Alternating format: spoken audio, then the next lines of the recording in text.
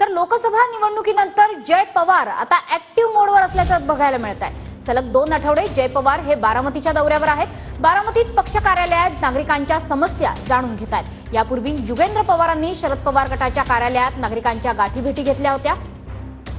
आपल्यासोबत योगेश बोरसे जोडले गेलेत प्रतिनिधी। योगेश, काय अधिक अपडेट?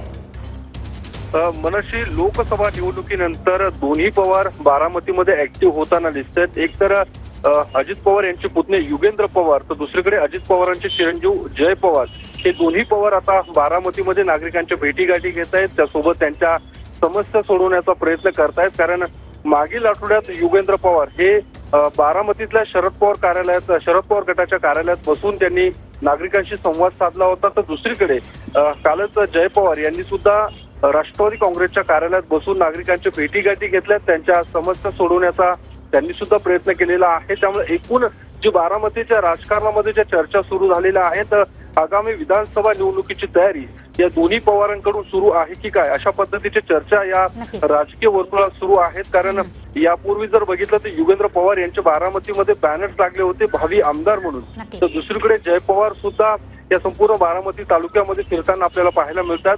लोकसभा निवडणुकीमध्ये जय पवार यांनी सुनेत्रा पवारांची प्रचाराची एकूणच धुरा सांभाळली होती।